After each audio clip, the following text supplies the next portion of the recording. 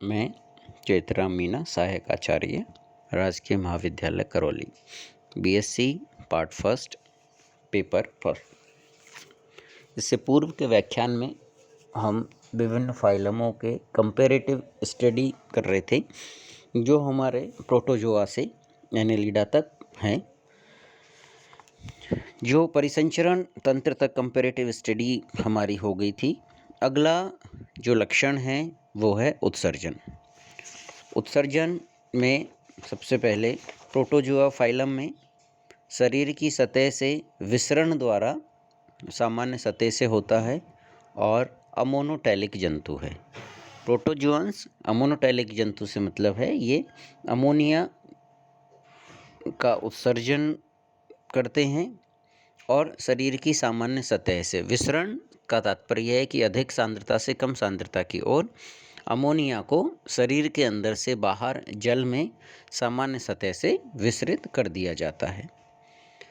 Porifera में जल नाल तंत्र से NH3 अमोनिया का त्याग करते हैं, ये भी अमोनोटैलिक है। पोरिफेरा जंतुओं की विशेषता हमने देखी कि पोरिफेरा जंतुओं के अंदर जल नाल तंत्र पाया जाता है। जो उसके जो शरीर पर छिद्र हैं ऑस्ट्रिया व ऑस्कुलम। ऑस्कुलम पूरे शरीर के ऊपर छिद्र पाए जाते हैं। ऑस्ट्रिया जो शीट्स पर पाया जाता है उसे मुख की संज्ञा भी दी जाती है, मुख भी कहा जाता है। ऑस्कुलम के द्वारा शरीर पानी में प्रवेश करता है व ऑस्ट्रिया द्वारा शरीर बाहर निकाला जाता है। तो ये जो जलधारा जलनाल तंत्र बनता है, जलधारा शरीर के अंदर प्रवेश करती है और मुख से जो है वो बाहर निकलती है। इसके साथ ही अमोनिया का उत्सर्जन कर दिया जाता है। सिलेंट्रेट जंतुओं में सतह से विसरण द्वारा, और ये भी अमोनोटैलिक जंतु होते हैं, मतलब अमोनिया का ही उत्सर्जन करते हैं। अगला फाइलम है प्लेटीहेल्मिन्थीस। प्लेटीहेल्मिन्थीस जंतुओं में ज्वाला कोशिकाएं पाई जाती है, फ्लेम्स सेल होती है, जो अमोनोटैलिक जंतु हैं। मीन्स प्लेटीहेल्मिन्थीस जंतुओं में भी अमोनिया का ही उत्सर्जन किया जाता है, लेकिन इसके लिए विशेष प्रकार की कोशिकाएं पाई जाती है जिन्हें ज्वाला कोशिका कहते हैं। ज्वाला कोशिका को ज्वाला कोशिका इसलिए कहा जाता है, इनकी जब बाह्य संरचना देखी जाती है तो जैसे आग की लपटें हिलती है, इसी तरह से इन कोशिकाओं की जो संरचना है उसी तरह की नज़र आती है। एनेलिड जंतुओं में नेफ्रीडिया द्वारा अमोनोटैलिक या यूरियोटैलिक, मतलब अमोनिया का उत्सर्जन करते हैं या यूरिया का उत्सर्जन करते हैं, और उत्सर्जन के लिए विशेष अंग पाए जाते हैं जिन्हें नेफ्रीडिया कहा जाता है। अगला जो लक्षण है जिनका कंपैरेटिव स्टडी, तंत्रिका तंत्र। प्रोटोजोआ व पोरिफेरा में तंत्रिका तंत्र नामक कोशिका या अंग किसी तरह की कोई संरचना नहीं पाई जाती, अर्थात प्रोटोजोआ व पोरिफेरा में तंत्रिका तंत्र अनुपस्थित होता है। सिलेंट्रेट जंतुओं में तंत्रिका जाल रूपी तंत्रिका तंत्र उपस्थित पाया जाता है। मीन्स तंत्रिका तंत्र की शुरुआत हो जाती है, तंत्रिका कोशिकाएं पाई जाती है, लेकिन तंत्रिका कोशिकाओं में जो संचरण है वो बहुदिशीय होता है, एक दिशीय नहीं पाया जाता है। तो हम कह सकते हैं कि जंतु जगत में सबसे पहले तंत्रिका कोशिका का विकास सिलेंट्रेटा जंतुओं में है, और एक पूरे शरीर के अंदर तंत्रिका कोशिकाओं का जाल बिछा हुआ रहता है जिसमें बहुदिशीय संदेश पहुंचाए जाते हैं। बहुदिशीय संदेश से मतलब है यदि सिलेंट्रेट जंतु को एक जगह पर स्पर्श किया जाए तो वो संपूर्ण शरीर को संकुचित या प्रतिक्रिया करता है। प्लेटीहेल्मिन्थीस में अल्प विकसित तंत्रिका तंत्र पाया जाता है क्योंकि ये परजीवी जंतु है। देखो प्रत्येक परजीवी जंतुओं में तंत्रिका तंत्र अल्प विकसित पाया जाता है क्योंकि परजीवी जंतुओं को बाहरी वातावरण से जो संदेश है, बाहरी वातावरण से जो सूचना है, बाहरी वातावरण की प्रतिक्रिया न्यूनतम करनी पड़ती है, क्योंकि परजीवी अधिकतर एक ही प्रकार के आवास में रहता है।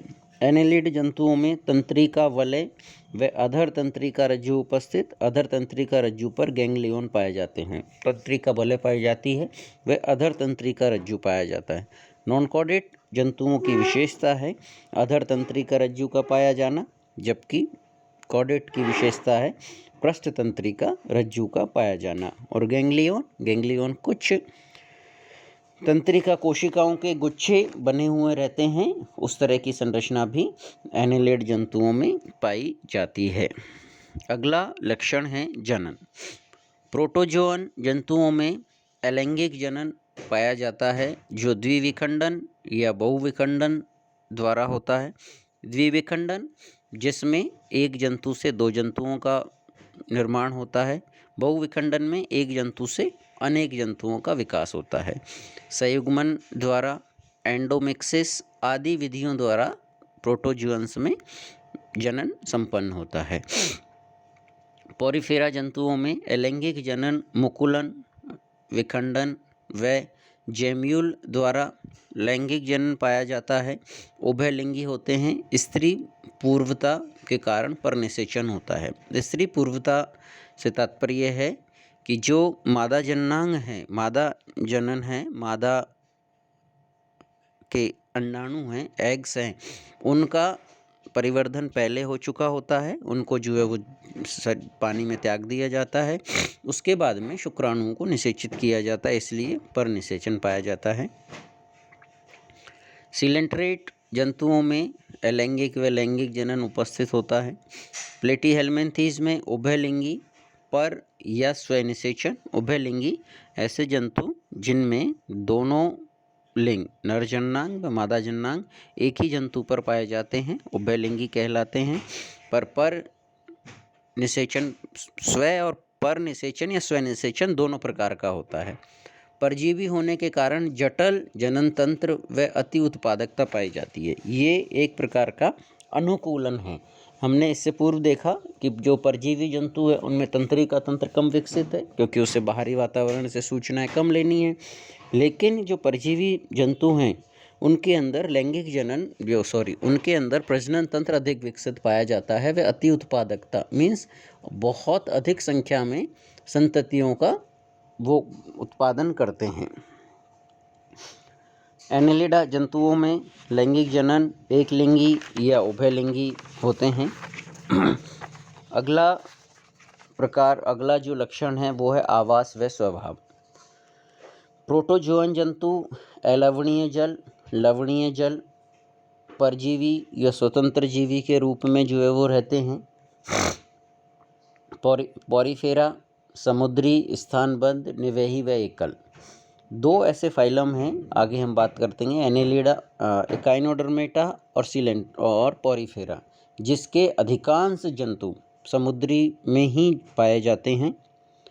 सिलेंट्रेटा अधिकांश समुद्री, कुछ अलवणीय, एकल या निवेही, स्थानबद्ध या स्वतंत्र। अधिकांश जंतु सिलेंट्रेटा के भी समुद्र में पाए जाते हैं। कुछ अलवणीय में स्वच्छ जल के अंदर, एकल अकेले रहते हैं या निवह में रहते हैं, स्थानबद्ध जिनमें गमनांग नहीं पाया जाता है वो स्थानबद्ध पाए जाते हैं, और जिनमें गमनांग पाए जाते हैं वो स्वतंत्र जीवी होते हैं। प्लेटीहेल्मिन्थीज में कुछ स्वतंत्र जीवी व अधिकांश जंतु परजीवी हैं, और वो भी अंतः परजीवी के रूप में अपना जीवन यापन करते हैं। बाह्य परजीवी जो दूसरे जंतु के शरीर के बाहर अपना जीवन व्यतीत करते हैं उन्हें बाह्य परजीवी कहते हैं, और जो शरीर के अंदर रहते हैं या दूसरे जंतु के शरीर के अंदर पाए जाते हैं, आंतरिक अंगों में पाए जाते हैं, वो अंतः परजीवी। तो प्लेटीहेल्मिन्थीज के जो अधिकांश सदस्य हैं वो अंतः परजीवी के रूप में रहते हैं। एनेलिडा जंतुओं के स्थलीय, समुद्री या अलवणीय जल में पाए जाते हैं। इनका वर्गीकरण का आधार, प्रोटोजोअन जंतुओं को गमनांग के आधार पर जो है वो वर्गीकरण किया जाता है। पॉरीफेरा जंतुओं को अंतःकंकाल के आधार पर वर्गीकरण किया जाता है। सिलेंट्रेट जंतुओं को पॉलिप व मेडूसा अवस्था के आधार पर वर्गीकरण किया जाता है। प्लेटीहेल्मिन्थीज जंतुओं का वर्गीकरण स्वभाव व उनके जीवन के आधार पर वर्गीकरण किया गया है, और एनेलिडा जंतुओं को सीटी की उपस्थिति या अनुपस्थिति के आधार पर उनका वर्गीकरण किया जाता है। तो ये हमने जो प्रोटोजोआ से एनेलिडा तक हमारे फाइलम हैं, उनके कंपैरेटिव स्टडी देखी कि उनके अंदर कौन कौन से लक्षण पाए जाते हैं। प्रत्येक फाइलम में हर लक्षण की अलग अलग जो है वो विशेषता है। प्रोटोजोआ से एनेलिडा तक जो भी लक्षण हैं वो विकास के क्रम में पाया जा रहा है।